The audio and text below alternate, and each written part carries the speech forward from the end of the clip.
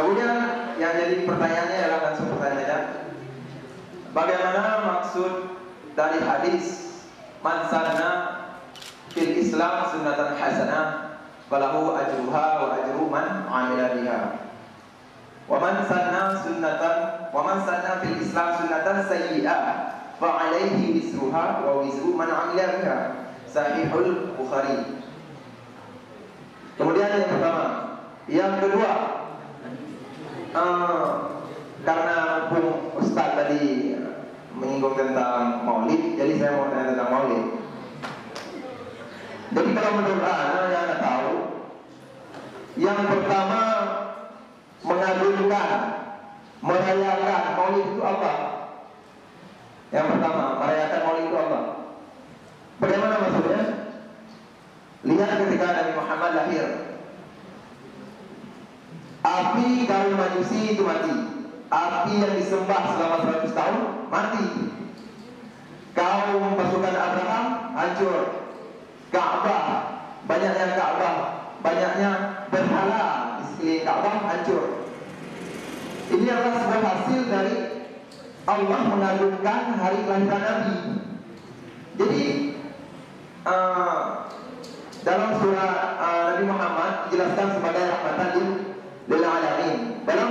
Dalam Al-Quran surah Yunus ayat 53 kalau nggak salah saya, jelaskan bahwa hendaklah kalian senang dengan rahmatku. Sedangkan keumuman masyarakat dalam perwujudan hasil senang ini banyak hal, baik sedekah, pesta, ataupun hal-hal lain, baik negatif maupun positif. Mohon diringkas. Yang pertanyaan saya, jika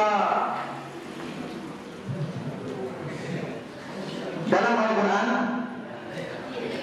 ini maksudnya, kita membuat sesuatu amalan yang ada dasarnya dari Al-Quran, boleh nggak? Yang kedua, sekian dari saya. Assalamualaikum warahmatullahi wabarakatuh. Terima kasih kepada Anda Fajar yang telah bertanya. Kami silakan kepada Ustaz yang bisa menjawab. Baik, jadi masalah sunnatan hasanatan, ya, fa alaihi ajruha wa ajru man 'amila biha yang mungkin. Jadi perhatikan hadis itu baik-baik. Jadi hadis itu baca tidak asbabul wurudnya. Kenapa Nabi mengatakan man sanna sunnatan hasanatan? Jadi pada ketika itu ada beberapa orang yang datang ke Madinah. Jadi ada beberapa orang datang ke Madinah, mereka dalam keadaan telanjang dada, tidak punya pakaian.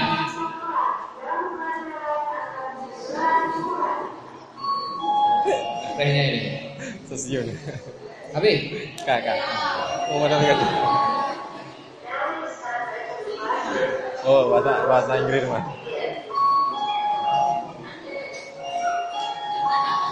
bahasa Arab loh. Bahasa Arab.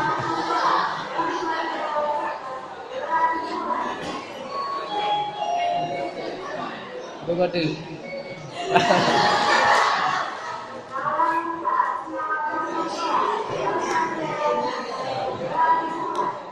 Yang kagak yupiuh deh yang. Habis. Jadi coba nanti lihat kembali asbab urut. Kenapa Nabi mengatakan begitu? Jadi jadi asbab urut ini penting untuk mengetahui maksud kepada kalimat mansana tadi. Ya. Jadi Jadi pada ketika itu ada beberapa orang datang ke Madinah dalam keadaan telanjang dada, maksudnya tidak berpakaian. Nabi tidak senang melihat kondisi itu. Merah wajah Nabi, bengeh wajahnya. Bagaimana ada di antara ummah ini yang seperti itu, yang sampai pakaian saya tidak punya. Nah, karena beliau bengeh wajahnya, hana galak kalian kondisinya, tiba-tiba kemudian muncul seorang sahabat, dia bawa sekantong uang perak. Lalu diletakkan di depan Nabi. Ini maksudnya uang perak ini untuk diberikan kepada orang yang tidak berpakaian tadi. Nah, setelah orang ini membawakan uang, tiba-tiba kemudian sahabat lain pun pada ikut, Ya. Kemudian mereka pun ada yang membawakan pakaian dan macam-macam. Lalu kemudian Nabi mengatakan man sanna sunnatan hasanatan. Siapa yang mensunnahkan sunnah yang baik. Bersedekah ini bukan baru pertama itu ada. Sudah ada sebelumnya. Dibudayakan oleh orang tersebut. Jadi jangan dipahami sunnah ini sesuatu yang tidak ada dalam Islam lalu kemudian dibuat. Jadi begini saja. Jadi untuk menjawab semua tadi dikatakan Allah merayakan bla bla bla. Ini semua adalah pemahaman tentangnya. Hana kepegah Tuhan merayakannya itu hana itu. Hana kepegah Tuhan dalam Quran. Hai Quran hana kepegah tanya. Enggak ada kalimat itu. Nabi enggak pernah ngomong begitu. Bahwa padamnya api majusi bla bla bla segala macam. Hana keunnya. Yang tengku keun lagi kan bahwa ini bahagian daripada perayaan. Tuhan hanya keun. Allah tidak pernah ngomong, Nabi tidak pernah ngomong. Nah, biar clear masalahnya, biar nggak perlu debat panjang-panjang, lihat saja kira-kira sahabat ini buat tidak. Sahabat Nabi, ya, setiap tahun kelahiran Nabi, baik ketika di Mekah maupun di Madinah, kira-kira mereka buat kenduri lagi katanya. Kemudian generasi setelah mereka buat itu tidak. Setelah wafat Nabi. Ya, jadi karena hadis, kita kan baca hadis ya. Kita baca hadis, kita baca ayat ya. Kalau kita baca hadis, baca ayat, kita punya pemahaman ya. Coba dengar. Saya lun dengar pertanyaan ron dengan gas. Lun dengar jawaban lu juga. Jadi nyontun pegah Pak Kureron sih. Jadi coba dengar baik-baik, dengar semua juga. Jadi perlu dipahami semua. Tanya uronyo yang terus bak tanya katanya kalimat-kalimatnya terus bak tanya. Ya. Jadi kalimat ini dipahami oleh para ulama dengan akal mereka sebahagian. Tak pahami tanya, dah pahami lah. Lagi lu pahami yang teguh dalam mengampus itu pemahaman saya. Lu pahami dari ayatnya. Tapi bisa jadi lu pahami lain. Jadi perlu dipahami agama ini kumpulan teks. Dalam agama ini ada teks Al-Qur'an, ada teks hadis.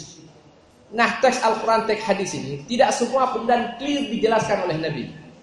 Nah, kemudian ulama coba memberi pemahaman. Nah, maka di sana muncul namanya khilaf, perbedaan pendapat. Kenapa terjadi perbedaan pendapat? Karena berbeda adalah memahami. Ulama A memahami B.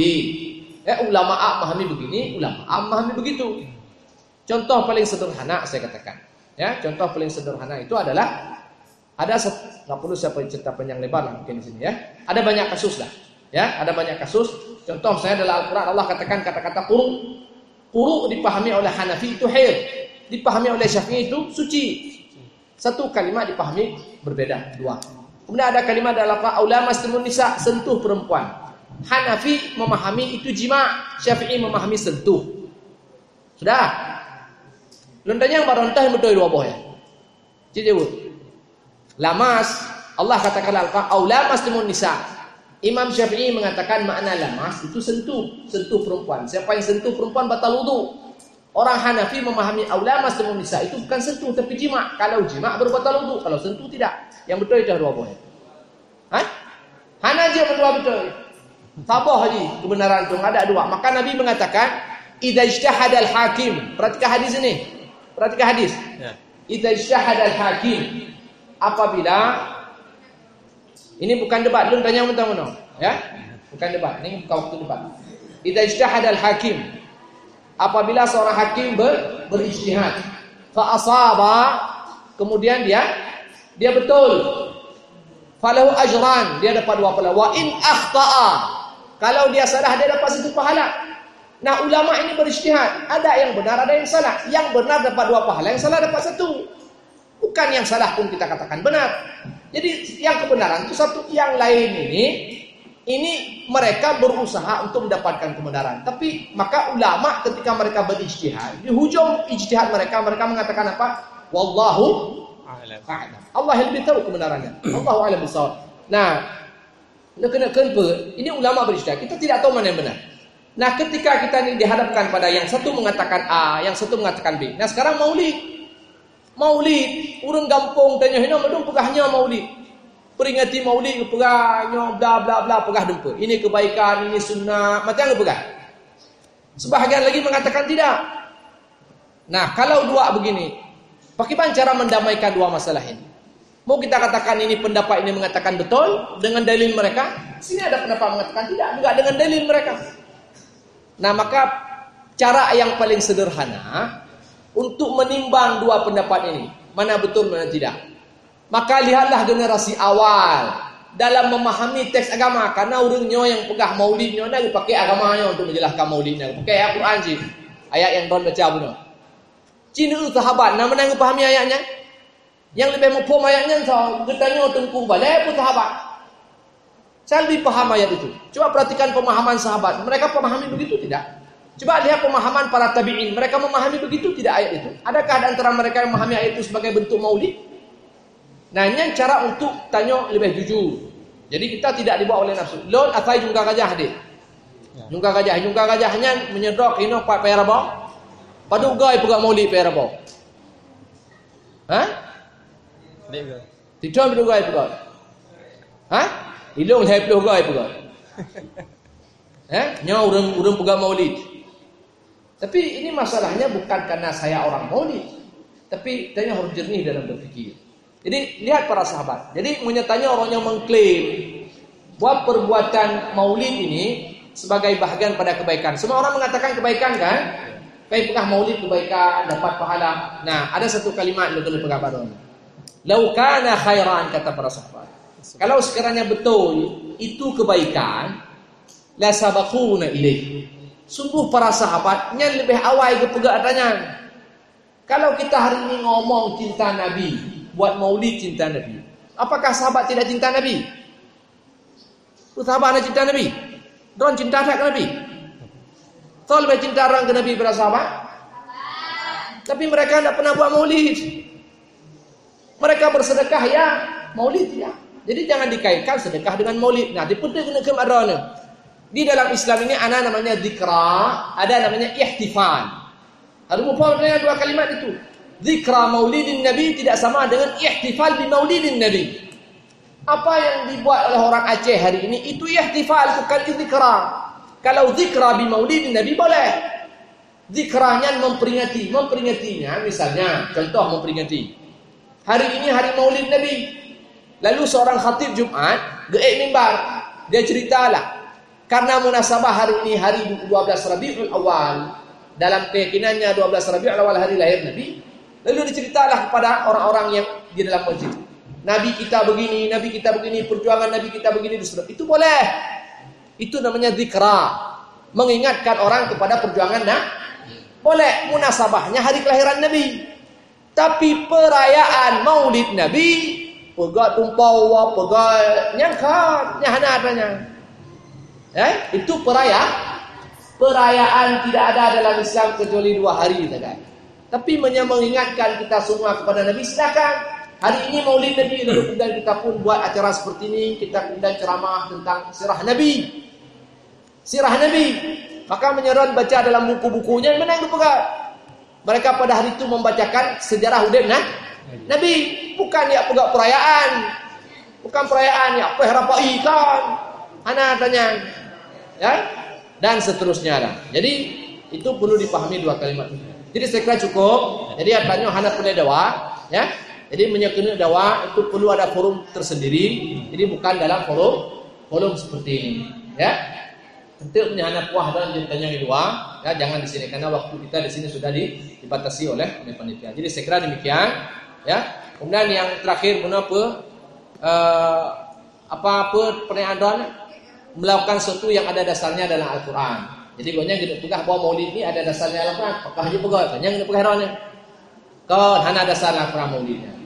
Ya? Nanti ada dawa luar tu. Ini aja dawa. Ya? Maulid tidak ada dasar dalam Al-Quran. Dia jangan bawa Al-Quran lah. Enggak ada dasar Al-Quran itu. Ya? Jadi saya kira demikian saja.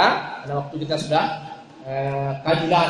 Ya? Sudah hampir 11:30. Saya kira demikian. Lonceng kepeduga kayu mutung kayu dubi kepenuhkan. Jadi mudah-mudahan apa yang disampaikan ada faedah dan manfaat, ya. Hadanallahu ajma'in. Jangan tersinggung. Betul. Lu kena pakai maaf. Ya, ini kalimat saya terakhir. Jadi jangan tersinggung. Jadi biasakan diskusi, ya. Jadi doanya BUHT ni, ya. Jadi biasa urang diiku raya tu pakai mic, bang. Itu doa duduk lagi lunch, ya.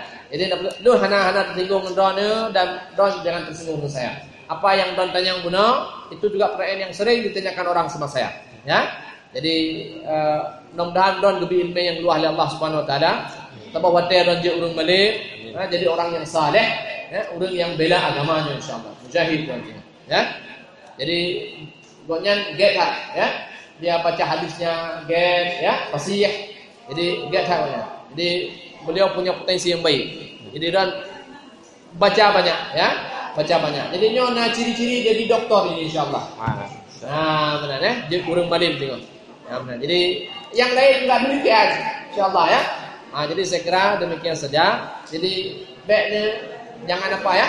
Jadi saya minta maaf lah atas semua kekeliruan dan kesilapan saya. Itu juga kekasaran dan kesalahan dalam memberi contoh. Saya kira demikian saja. Hadanallahu ajma'in. Subhanakallahumma wa bihamdika asyhadu an la ilaha illa anta astaghfiruka wa atubu ilaik. Assalamualaikum warahmatullahi wabarakatuh.